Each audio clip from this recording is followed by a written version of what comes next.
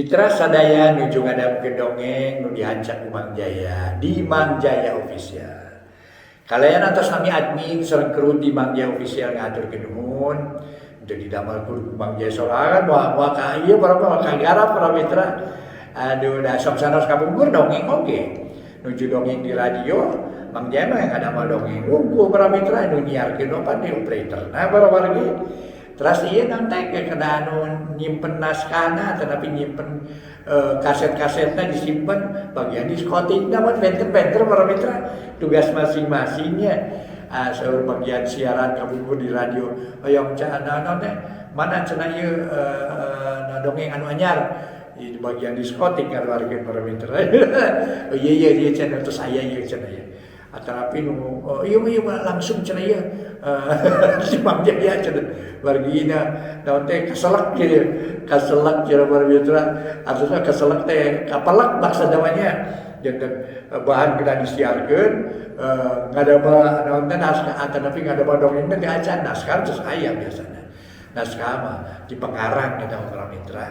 Namun pengalaman Mang Jaya di kapungkur kayeuna aya pengarang anu ngintu naskah saminggueun aya para mitra. Aduh, kitu nya para wargi benten-benten janten hartos nama upami karesan pisan ieu si pengarang teh ngetik we ngadorok-doki teh para memang hebatnya utikna pengarang di dinya para mitra. Ai Mang Jaya bagianna di bagian nyarita gitu bagian nyarita. Aduh, titiasa para mitra Mang Jaya ngarang sorangan titiasa sesah. Kumaha tiasana para wargi ngarang sorangan.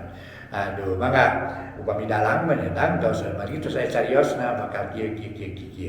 Kitu diantarana para wargi dongeng nu judulna nyaeta Pancatunggal karangan Ki Leungsa dina bagian ka-27 urang teraskeun mangga nyangakeun wilujeng ngadangu.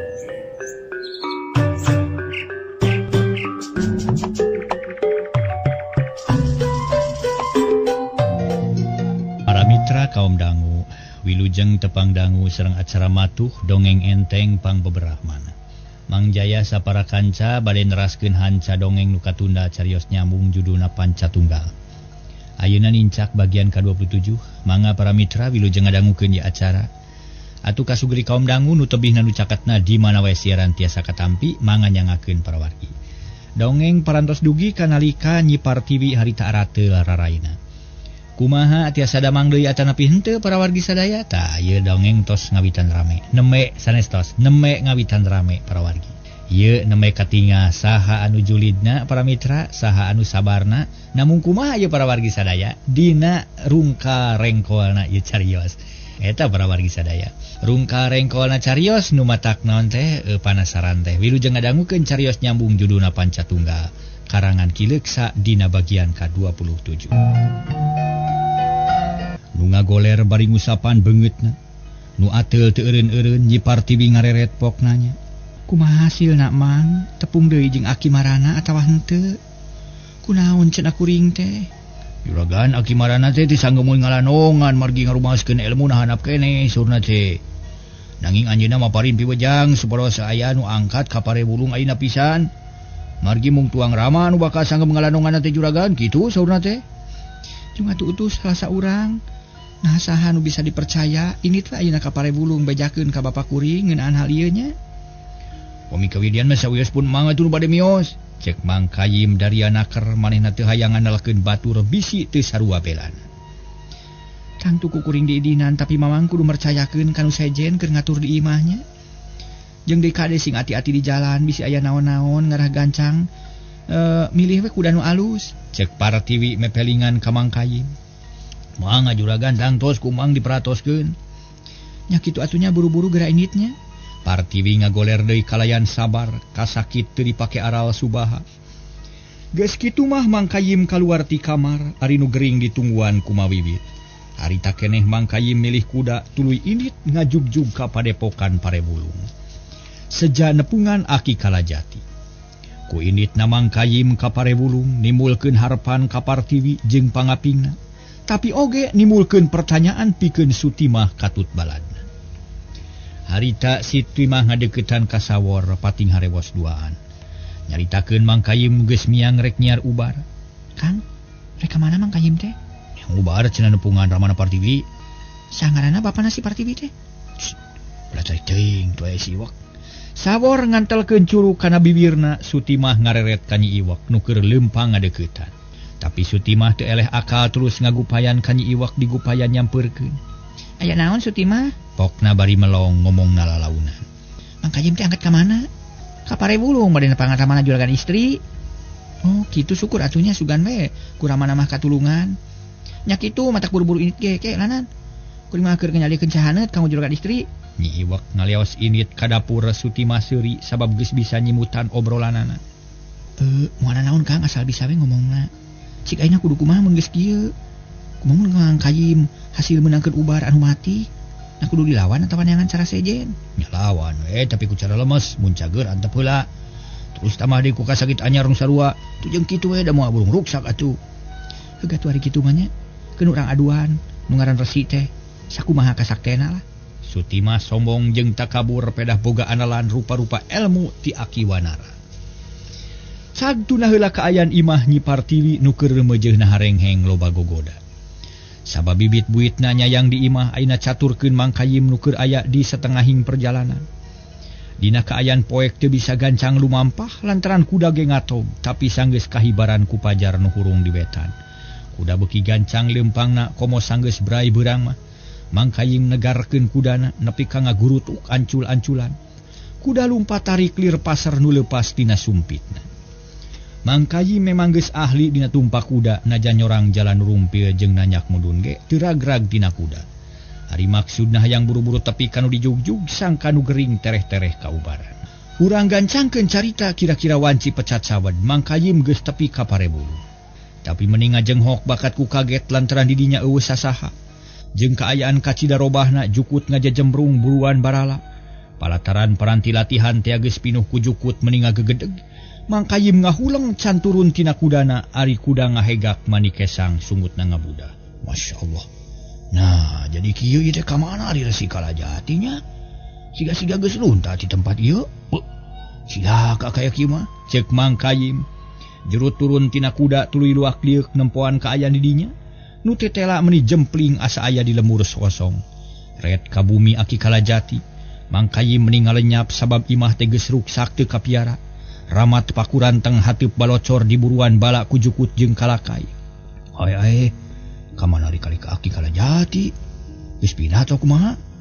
Nah, meuni teh bejana nya cing ku aing rek diteangan ka jero imah. Lamun geus pupus tang tu etanana, mun pindah oge tang tu etanana. Mang Kayim muru ka imah ari kuda nyatuan di dinya da loba jukut. Barang sub ka imah lowong eueuh naon-naon ari di dapur ngayang ku parabot. Nu geus ruksak malah seeng oge dipake sayang beurit da ngagoler. Geus puguh kitu mah Mang Kayim teh buru-buru kaluar deui lantaran geus boga kayakinan yen Aki Kalajati teu aya di dinya. Hanya katingna ka mana tu Aki Kalajati teh nya? Aki teh aya di bumi deui lah.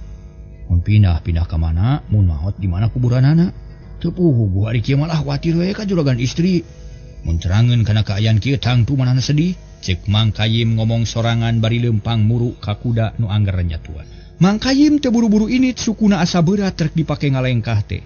Rek balik asa teu puguh sabab lengoh taya hasilna. Sajongjongan mangahuleng bari neuteup kuda teu ngomong jeung teu usik-usik. Lila-lila kuda teh seubeuheun tuluy ngoloyong ka handap. Hanapeun tangkal kananga ngadon ngiuhan di dinya. Mang Kayim asa diingetan terus ngadeuketan kana kuda. Sanggeus tepi kuda ditepak pipina bari nyarita. Mane geus ngajalankeun tugas kalayan hade. Bisa datang kalayan gancang ka ieu tempat tapi hanya ka Resi teu aya di bumina ieu teh. Mang Kayim ngajak nyarita ka kuda teu beda kawas ka jalma. Jeung di kuda teh cara nu ngarti unggut-unggutan bari melong ka imah kosong. Sanggeus rada lila Mang Kayim naek deui kana kuda tuluy init rek nepung rek balik deui ka Cipelang bari mau hate bingung sabab Resi Kalajati teu bisa ditepung. Pas sore Mang Kayim tepi ka imah dununganana dibageakeun ku babaturanana. Tapi Mang Kayim teu nemongkeun ugung mimira paroman alum pikasusaheun. Atuh baturna ge milu susah pok mawiwit nanya. Kumaha ieu mana juragan sepuh teh? Nah atuh geuning teu dibawa sakalian ka dieu atawa mawa ubarna beureu nya? Mak juragan sepuh teh aya di bumina. Hah? Eueuh. Kumaha mun geus kieu atuh? Mata kuring bingung na kudu kumaha atuh ieu teh. Sarerea ngahulang malah Sutimah jeung sawor ge ngahulang. Tapi dina hate surak sabab Nyi Partiwi moal katulungan. Jeung deui mun harita teh baruang geus terap hese nyageurkeunana moal cukup ku saminggu tangtu nu gering teh ripuh manten. Aduh, kumaha atuh ieu teh nyaman hawartosan juragan istri kitu. Mang Kayim nyarita deui panon melong ka Mawiwit. Hayu urang bejaan jeung deui maneh kudu nyaho Im. Juragan istri tamah parna panyawatna ieu urang tempo. Tuluy duanana nyampeurkeun ka kamar Nyi Partiwi. Memeh asup ngetrok heula panto nu seje nungguan di luar. Bari jeung teu geunah hate sabab watir kadunungan. Ari Nyi Partiwi harita teh geus teu bisa hudang awakna leuleus tetempuan teu pati awas. Nyeri hanyeri beuki nawahan. Punten juragan, ieu bibi bade ngadeheus ka sareng Mang Kayim. Buru-buru ka dieu bi kumaha hasilna? Partiwi curinghat. Geus teu sabar hayang geura ngadenge beja. Mang Kayim meninggal lenyap ngarasa watir kadunungan. Juragan, murgi teu jantan penuh oge mugi sing ageng manah, mugi margi Mang Kayim teh teu ngabantu nu hartos anu moal raos kana manah kitu tah. Ceuk Pamawiwit dari apisan Cipanon mimiti ngembang. Nah make nyarita kitu bi buru-buru caritakeun. Mawiwit kalah ngareret ka Mang Kayim nu harita ngahulang bangun anu bingung. Rek nyarita heureun kuletah asa sungkan rek balaka. Bisi dunungan tamah parna kasakitna, tapi mun teu dibejakeun bisi leuwih goreng akibatna. Akhirna Mang Kayim buak cabalaka. Juragan tuang rama teh teu kapenak margi bumina parantos kosong. Pare bulung janten suwung patempatan barala teu kapiara di kantun kuno kagunganana. Tak kitu wartos nu kasangakeun teh gan. Teu aya na ka mana atuh Mang? Partiwi reuwas nu taya papadana ngarasa melang jeung hariwang. Bisi ramana maot teu aya nu ngurus. Memawi teu menak wartos gan margi teu aya nu tiasa ditaros atuh. Atuh saja biti kitu teu menak tawis naon-naon nanging Mang gaduh taksiran. Saja biti kitu teh naon teh nu pasti yen tuang rama sanes pupus paling oge ngalih tempat. Partiwi teu nema deui. Ku sakitu manehna ngarti pasti aki kalajati nyepi dinu suni. Nyirnakeun pikir di tempat anu leuwih jempling. Sabab geus aya kecap ti anggalna yen manehna anjeunna aya maksud rek nyepi diri nyirnakeun rasa palai nyampurnakeun ilmu perelmuan. Juragan hapunten nu kasuhun margi bibi sareng rerencangan teu tiasa ngabelaan. Rumaos tuna kabisa taya katerang ukur nangis bebalilihan mika malangka juragan. Teu kudu ceurik balilihan bikeun bae da geus kieu kuduna. Mata kitu ge geus kersaning nu maha kawasa yen kuring kudu ngalaman cocoba nu sakieu beratna. Tapi insyaallah kuring rek narima kana naon-naon nu tumiba. Sabab jalma teh ukur cager jeung gering, memang kitu kersaning Gusti. Keun bae bi ulah susah ulah sedih. Kuring ridho nampa cocoba minangka ujian diri. Tema Nyi Partiwi dariana keur memang geus buat batin. Teu jajerih ku pati teu sieun ku dodoja jeung cocoba sabab geus asak warahan ti aki kalajati. Nya upami kitu mah bibi geregreg nanging kedah kumaha atuh pami parantos kieu. Margi bibi bingung hoyong nulungan taya katiasa. Ayeuna mas jangan tos timalan we ti agan. Cek Mawiwit bari nyusutan Cipanon. Hatena kalah tamah sedih nyebut regreg teh ukur semet bibir. Ari sabab kaayaan Nyi Partiwi mata kuatir beungeut na mimiti barento totol loba pisan. Bibi ayeuna mah keun bae teu kudu loba pikiran. Ngan kuring amanat daging uncal sesana kudu dipicieun ulah anu ngadahar. Ruang sing jauh ulah deukeut-deukeut ka imah tah kitu we bi. Ceuk Nyi Partiwi kawas geus boga ijiran. Yen nu ngabalukarkeun kitu teh daging uncal nu kungsi di dahar teh. Atuh ngajenghok Mawiwit jeung Mang Kayim lantaran teu ngarti kana maksudna. Naon margina juragan bibi mah teu terang. Kuring sorangan teu nyaho ari sababna mah. Ngancep ilapat. Memang eta nu jadi sababna. Siga maneh uncal teh meunang ngalati leuweung nu sanget keneh atawa lain uncal samanea. Upami kitu mah urang taroskeun atuh kanu ngalana bilih ngarempak pacaduan atawa bilih ngarempak larangan. Cenah bilih aya anu niat jahat ka salira. Mawiwit jadi boga pikiran goreng. Bi jalmi mah ulah sok goreng sangka bisi dosa malika diri sorangan. Ayeuna mah keun bae sing sadar sarerea sabab kuring ge geus hadia pikeun yang hareupan ieu cocoba.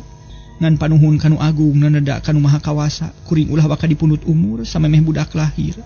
Juragan, ulah sasarian ku saurang kitu juragan bibi mah sok keung. Atuh saja biti kitu jalmi teh kedah dihitiarkeun kitu tah. Macakeun akal tarekah kanggo nyinglar ieu cocobi. Ulah kajongjonan teuing agan kedah emut kana piuruk sepuh. Yen sagala rupi ge aya sababna.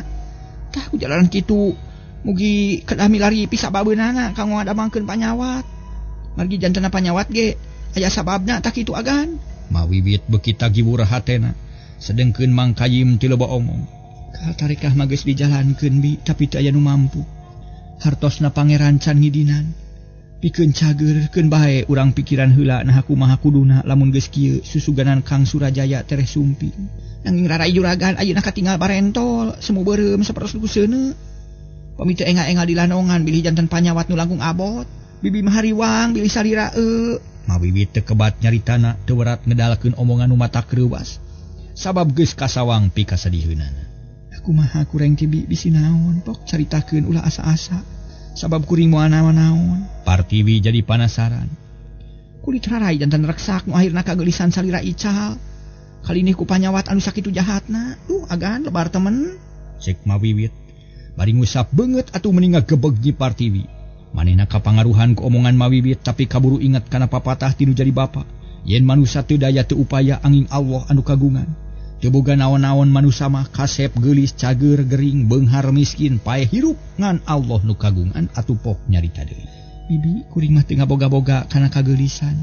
Sabab geulis kagungan Allah mun geulis eta dipundut ku nu kagungan dicanar ku nu kawasa. Kuring ridho lahir batin sukalilah moal aya rek aral subaha. Malah boro-boro kageulisan ajan keulingit nyawa ge moal owel. Sabab pati huripna manusia diatur ku nu kagungan tah kitu bi. Barang cacap eta omongan reup kapeurih leungit anu arateul sirna teu karasa naon-naon ngan kulit rarai Nyi Partiwi tuluy roba. Geunteul barentol loba nu marakmak semu beureum. Siga cenang para mitra sadaya, kulit beungeut ruksak tapi batin tetep sehat teu aral subaha teu ngarasa dinya nyeri. Nuhun atuh agan bibi mah namihan luang. Mugi-mugi kasadaran manah juragan sing janten obor kana hate bibi. Sing tiasa neuleuman kana kahirupan nu salaresna. Pami kitu mah hate bibi janten regreg. Teu hariwang gaduh nu teu damang, oge margi nu teu damang tiasa ngalandongan nyalira. Nuhun agan bibi teh regreg. Cek Mawiwit nyaan ayeuna mah hatena regreg sabab nu gering teu matak hariwang. Da puguh geus sadar jeung sadrah moal matak ngabarabekeun. Nuhun atuh ari kitu mah bi jung ayeuna mah geura digarawe deui. Uruskeun pagawe-pagawe nu marah nu matuh. Ulah kaganggu ku ayeuna gering kuring. Sabab bisi Kang Surajaya kaburu datang. Mangga agan. Geus puguh kitu mah Mawiwit jeung Mang Kayim kaluar ti kamar. Hatena regreg tapi aya rasa watir ka Nyi Partiwi nu teu bisa dibebenyokeun. Mang Kayim jeung Mawiwit ngageremet dina hatena hayang ngabelaan kadunungan tapi eueuh kabisa. Kulantaran ngarasa dirina bodo balilu, tuna kabisa eueuh kanyaho dina urusan model kitu mah cenah para mitra sadaya. Kumaha atuh Nyi Partiwi para wargi? Nyi Partiwi najan teu ngarasa nyeri jeung ateu, tapi awakna lungse taya tanaga. Eukeur mah eukeur keur kakandungan katurug-turug meunang kasakit kitu. Atuh kakuatan awakna ngorotan kapaksa teu bisa ka mana-mana. Gawena ngagoler dina kasur paling untung bisa diuk, malah hayang kacai ge kudu pada mayang. Ari kasakit mata hariwang nu nempo lantaran kulit beungeut teh moloto. Timbul sarupaning bisul mun cager nu hiji jadi deui anu sejen. Kitu jeung kitu bae taya reureukna kageulisan Nyi Partiwi bener-bener pareum mata koream ngadeuketan sabab kaambeuna hanyeu. Nyi Partiwi teu aral tetep sadar jeung sabar. Malah beuki deukeut ka nu kawasa, unggal tengah peuting cunggelik sorangan ngamalkeun rupa wirid anu hade, nu kungsi diajarkeun ku bapana. Akhirna Surajaya jeung anak buahna datang ti panyabaan. Kuda meningaleut mawa barang pangawal jerat-jerut tarurun tina kuda. Si Bohek jeung Mang Juha katempo leuwih kaker jeung paromana marahmai. Ari sabab usaha dunungan taya surudna. Beuki dieu kalah beuki maju atuh sajabati kitu aya beja ti Surajaya. Yen 2 poe derek irit ka kota rek nyumpunan uleman ti babaturan Surajaya, sarta geus pasti Nyi Partiwi rek dibawa sabab Surajaya kudu tatang jeung garwana. Tapi kabunga si Bohek jeung Mang Juha ngadak-ngadak leungit. Barang ngadenge Nyi Partiwi teu damang wales, harita teh Mang Kayim geus ngabejakeun sagala rupa nu kajadian. Malah dibejakeun nya Nyi Partiwi beuki parna panyakitna. Nya ka mana ari juragan sepuh atunya? Mun ngalih ka mana? Mun pupus di mana? Mun tapa di mana? Mun nyaho marek disusul ku kuring? Ceuk Mang Juha ngebrehkeun eusi hatena, bakat uhayang bebela kan jadi dunungan. Oh, bejasa-asa adunya, aya wae nya. Mangkading aden geus paeut yang di jeung rerencanganna yen bade sumping ka ditu. Jeung garwana. Sigana wae mun kaya kieu mah moal tulus atuh. Si Bohek miluhan heueul.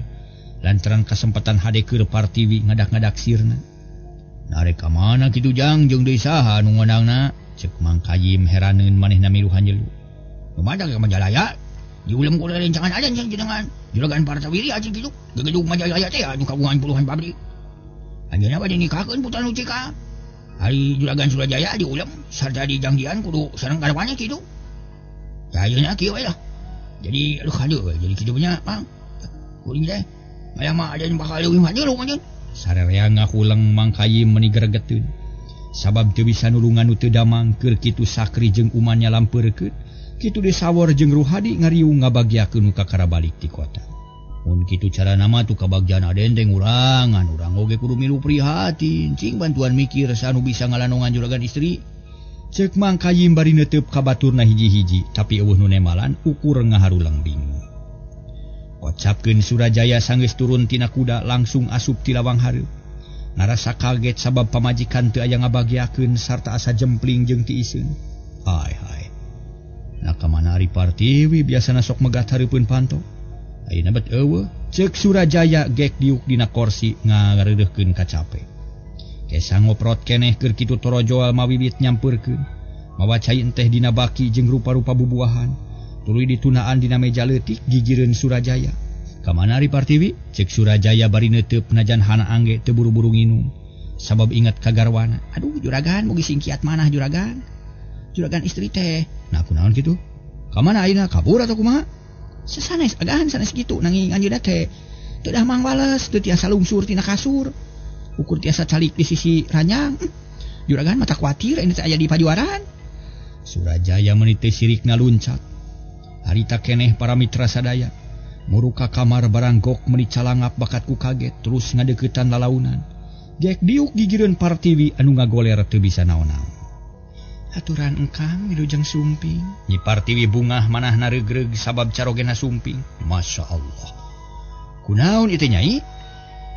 Ti mimiti iraha boga kasakit kieu. Kunaon itu nyai kunaon? Surajaya mencerong bari hatena deg-degan, jajantung ratug asa ajol-ajolan. Engkang abdi dikadarkeun ku pangeran kedah nanangan cocobi nu sakieu abotna. Mugi engkang sing sabar tawakal. Oge mugi sing kiat manah.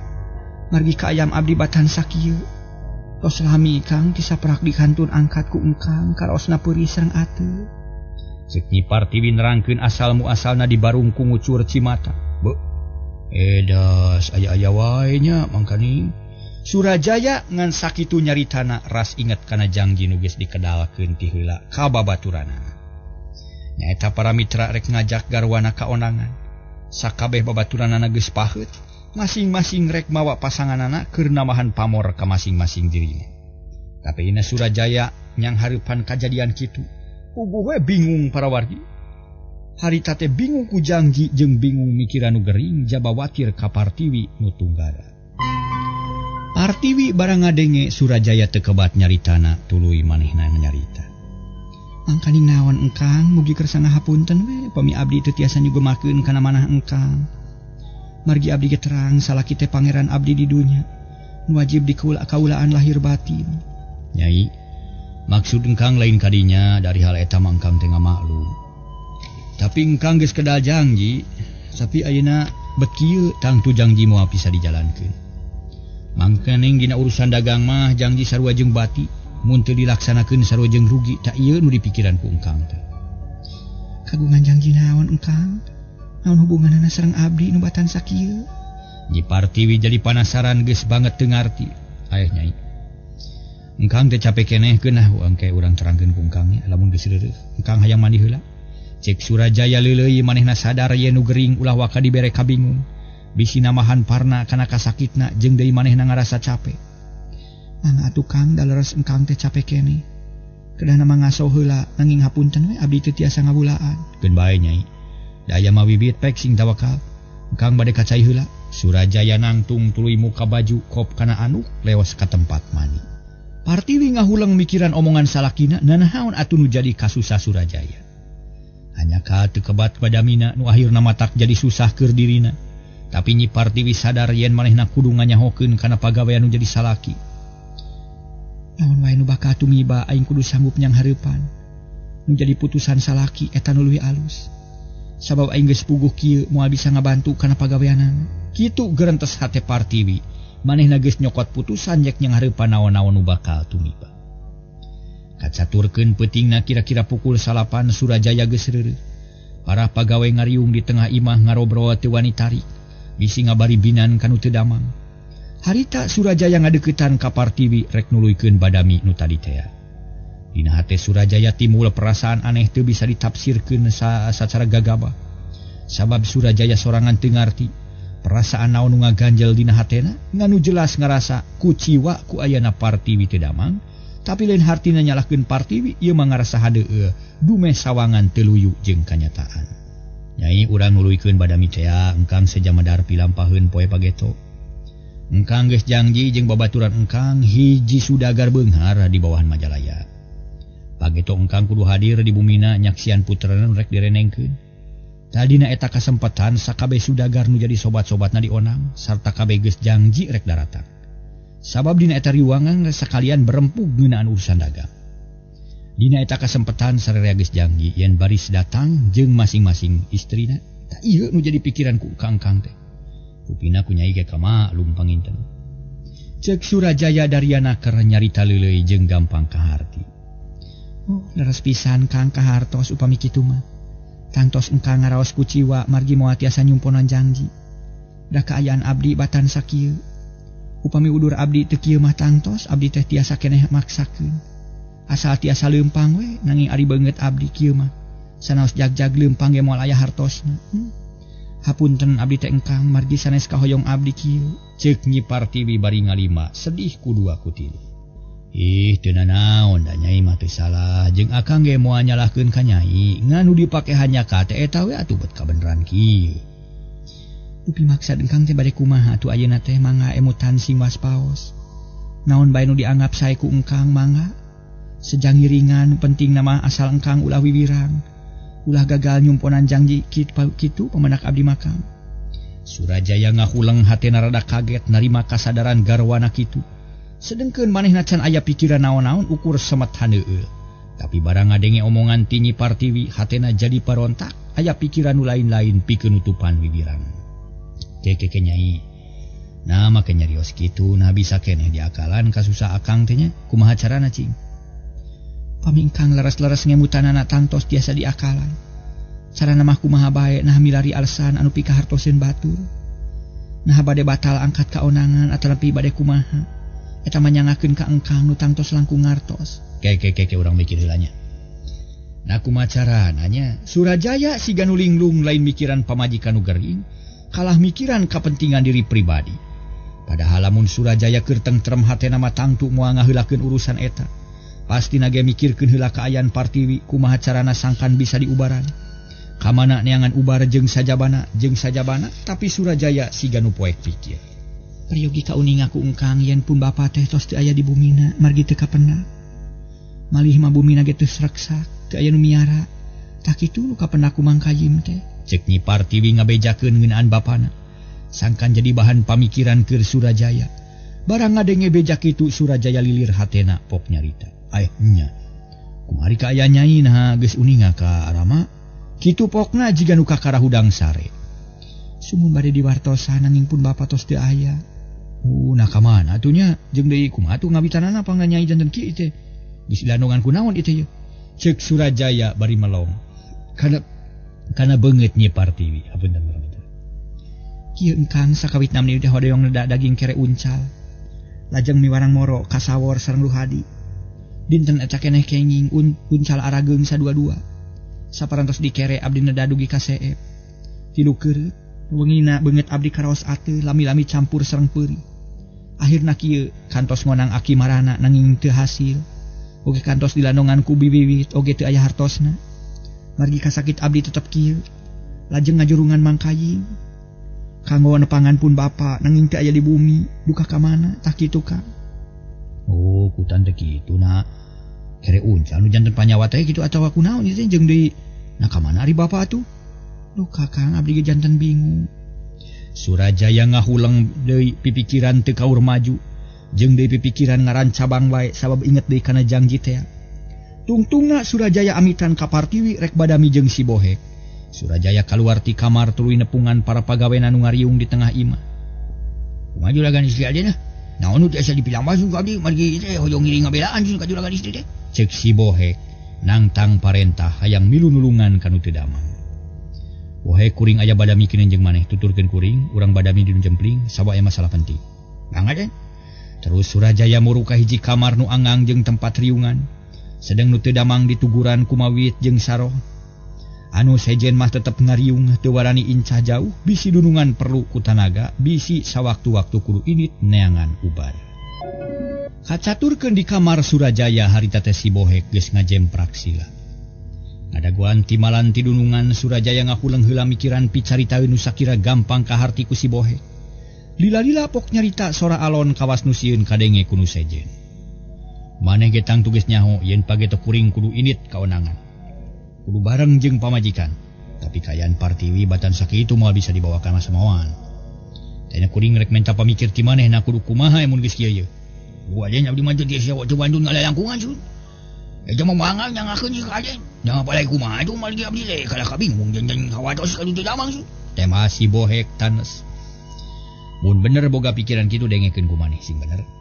Kuring rek tetep init kaonangan sabab usaha leuwih penting. Bisi teu meunang kapercayaan ti babaturan. Tapi kuring bingung kudu mawa saha mun geus kieu. Lantaran ari Partiwi geus jelas moal bisa. Wangun kuring rek moal nu sejen keur saheulana. Si Bohek ngajenghok para wargi sadaya sabab teu nyana Surajaya boga pikiran kitu. Tapi si Bohek geus bisa nyumputkeun semu poknanya. Nya saha nu kapilih ku aden sun?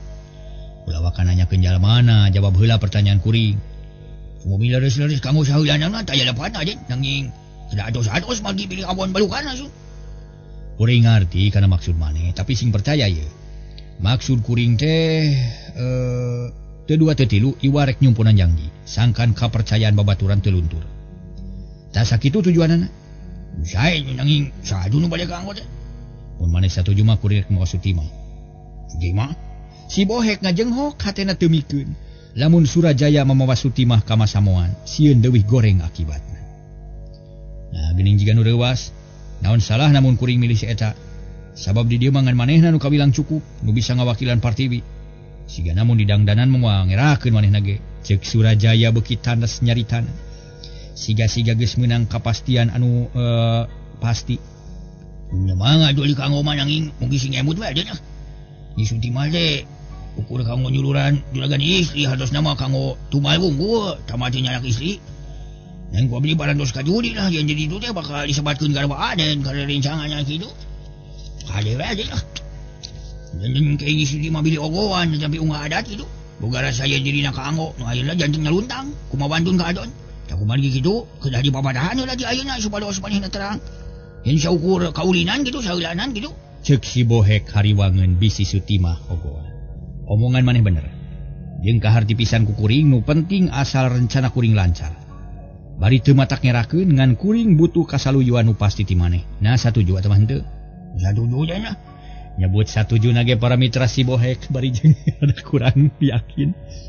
Kurang jiga model sasari. Ya syukur ari kitu mah, tapi maneh kudu bisa nyeker Rusiah ye. Sabab kudu sejen moal dibejakeun. Eta masalah nu kahiji ayeuna urang badami nu kadua. Mau perkawis naon deui anjing? Perkara Partiwi nu keur gering ciku maneh pikiran. Nah kudu kumaha nulunganana? Kudu kasaha menta ubar. Sabab resik kalajati nu kawentar sakti geus eueuh di tempatna. Ceuk Surajaya bangun anu bingung lantaran nu jadi angkeuhanana geus eueuh. Kieu adenna. Aya bari baos yen harta teh tatalang raga sun. Pomi aden aya maneh bade ngalanongan juragan istri mah nya. Daya lepatna sun pomi mutuis salah sawios pada mah ya kanggo milarian lanong. Ka mana we atuh ieu mah dadina. Bakalan we altos cekapna sarta paparin kepercantenan sagamdengna. Supados leres-leres dina midamelna kitu. Harta anu sakitu seueurna gunakeun kanggo ngabelaan juragan istri. Margi seueur harta ge moal raos ari kagungan anu teu damang mah. Moal jongjon usaha, moal tenang mana kitu aden. Kumaha mun maneh nyiar ubar, sanggup atawa henteu? Nu bami dipercanten mah mangga teh jeung aden. Nya syukur atuh ari kitu. Ayeuna putusan kieu pageto kuring rek init kaonangan moal mawa pangawal iwati Nyi Sutimah. Ari maneh kudu init isukan mawa bekal sacukupna neangan ubar sing hasil. Ulah waka balik muncan meunang. Tah sakitu putusan kuring. Ceuk Surajaya mungkas babadamian. Mangga aja abdi mah siap kanggo ngajalankeun tugas. Sakitu we lah. Kitu ayeuna mah nya. Geus beres badami si Bohek kaluar ti kamar dituturkeun ku Surajaya. Si Bohek nyamperkeun ka babaturanana, Surajaya asup deui ka kamar Nyi Partiwi. Gek diuk gigireun ranjang, mung hanyakal waktasna ka bujang seh.